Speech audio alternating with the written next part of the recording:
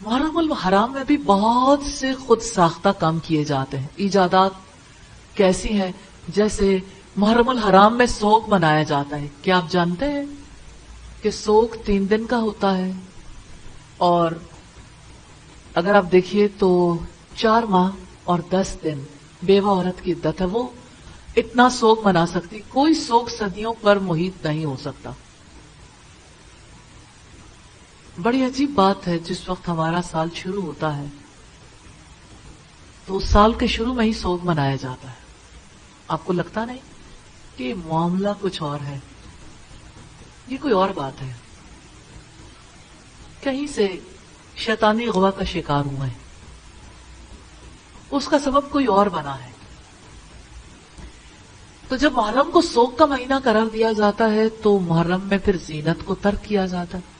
تو اب ہمیں یہ دیکھنا ہے کہ اللہ کے رسول صلی اللہ علیہ وسلم کیا ازواج مطہرات زینت ترک کرتی تھی، کیا صحابہ کرام زینت ترک کرتے تھے؟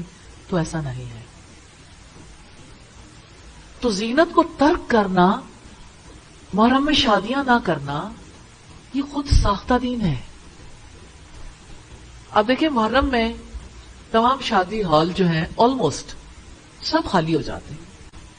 تو زینت کو ترک کرنا بدعت ہے. اظہار غم کے لیے عمدہ لباس چھوڑ دینا شرم درست نہیں. ننگے سر، ننگے پاؤں اور ننگے بدن رہنا جاہلیت کی رسم ہے. نبی صلی اللہ علیہ وسلم کا فرمان سن کر لوگوں نے چادریں لی، اس کے بعد کبھی کوئی ایسی رسم نہیں کی. یہ ابن ماجہ کی روایت ہے 1485 نمبر پر. دوسری بدعت ہے مرثیہ خوانی. آپ دیکھیں ہمارے چینلز پر ساری اسکیم بدل جاتی ہے جب محرم آتا ہے. ابن ابی اوفا سے مروی ہے رسول اللہ صلی اللہ علیہ وسلم نے مرثیہ خوانی سے منع فرمایا. جس سے آپ نے حکمن روکا ہے اس کو کرنا کیسے باعث ثواب ہو سکتا ہے؟ کیسے پکڑ کا باعث نہیں ہوگا؟ یہ ابن ماجہ کی 1592 نمبر روایت ہے. محرم جب شروع ہوتا ہے مرثیہ خوانی کی مجالس شروع ہو جاتی ہیں. پھر ہم دیکھتے ہیں نوحہ اور ماتم. آپ صلی اللہ علیہ وسلم نے فرمایا جو ماتم کرے، اپنے رخسار اور منہ پیٹے، گریبان پھاڑے اور جاہلیت کی طرح پکارے، وہ ہم میں سے نہیں.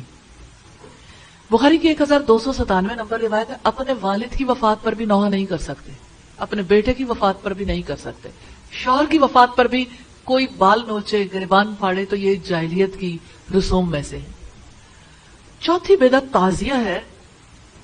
محرم الحرام میں شہادت حسین کا اندوہناک واقعہ پیش آیا. یہ سب جانتے ہیں. آپ جانتے ہیں کہ کسی کی وفات پر 3 دن تعزیت کرنا جائز ہے. اس میں بھی نہ رونا ہے، نہ پیٹنا ہے، نہ چیخنا چلانا ہے، نہ اپنا گریبان پھاڑنا ہے، نہ بال نوچنا ہے، نہ سینہ کوبی کرنی ہے.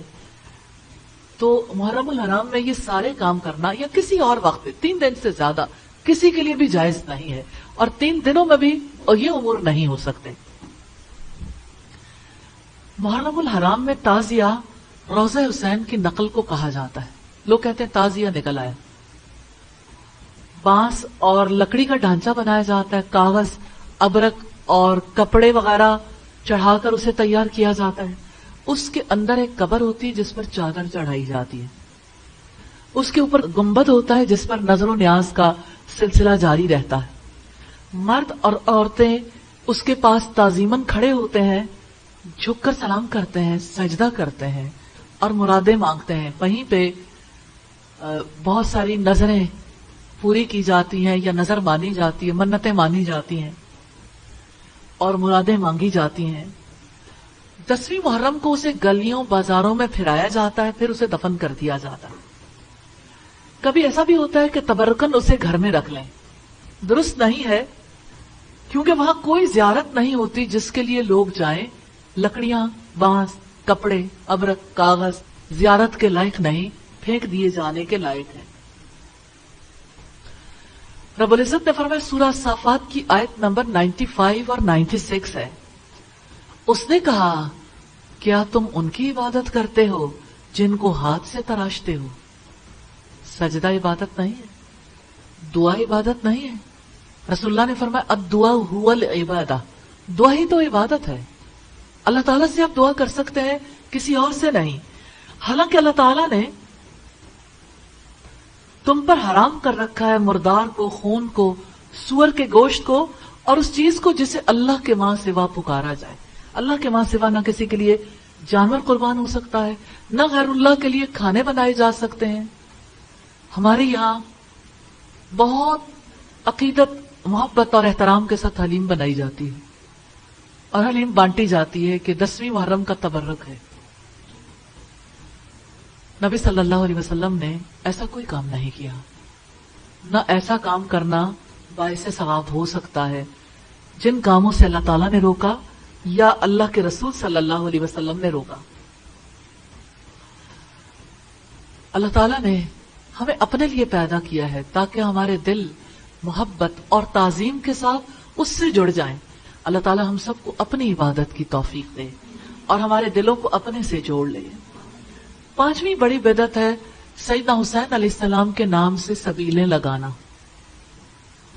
محرم کی سبیلیں کم نہیں جانتا، لگائی جاتی ہیں.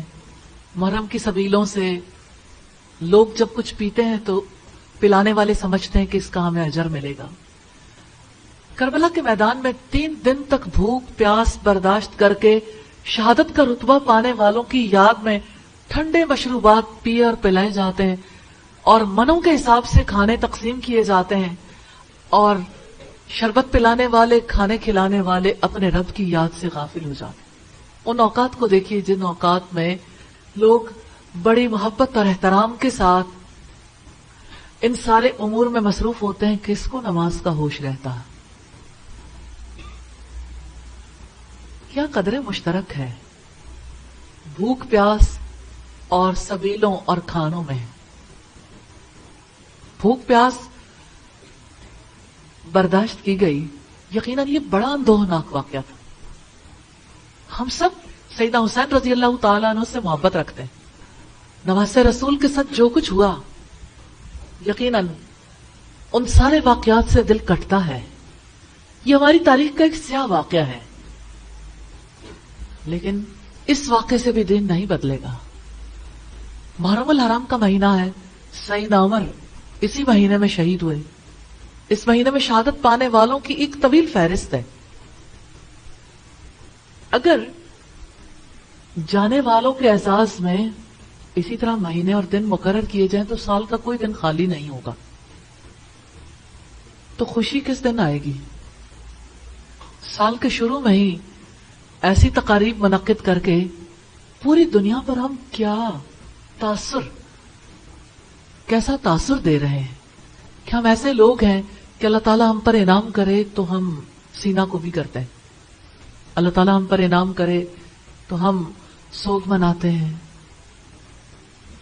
ری پروگرام کرنے کی ضرورت ہے اپنے برینز کو. اللہ تعالیٰ ہمیں توفیق دے. محرم الحرام میں کیے جانے والے وہ امور جو بدعت پر مبنی ہیں اور بہت بڑا گناہ ہے، ان میں سے ایک رسول اللہ کے اصحاب اور آپ کی ازواج کو گالیاں دینا بھی ہے. اور صحیح معنوں میں یہ سارے اعمال ہوتے ہیں. مرثیہ خانی کی مجالس میں صحابہ کرام کی حجب ہوتی ہے، تحقیر ہوتی ہے، اور ازواج مطہرات کو گالیاں دی جاتی ہیں. علامہ نووی شرح مسلم فرماتے ہیں صحابہ کرام کو گالی دینا حرام ہے. نبی صلی اللہ علیہ وسلم نے فرمایا جس نے میرے صحابہ کو گالی دی اس پر اللہ تعالیٰ، فرشتوں اور سب انسانوں کی لعنت ہے. 7واں وہ امر جو بدعت پر مبنی ہے، غیر اللہ کے نام پر نظر و نیاز دلانا. نبی صلی اللہ علیہ وسلم نے ارشاد فرمایا اللہ تعالیٰ کی نافرمانی کے کاموں میں نظر کو پورا مت کرو، ایسی نظر کو توڑ دینا ہی درست ہے. مسلم کی 4245 نمبر روایت ہے. عاشورہ کے دن سیدنا حسین علیہ السلام کے نام پر کھانے چڑھائے جاتے ہیں، تقسیم کیے جاتے ہیں. لوگ نظر مانتے ہیں میرا فلاں کام پورا ہو گیا تو سیدنا حسین کے نام پر میں فلاں کھانا کھلاؤں گا یا سبیل لگاؤں گا. یہ تمام کام ناجائز اور حرام ہے.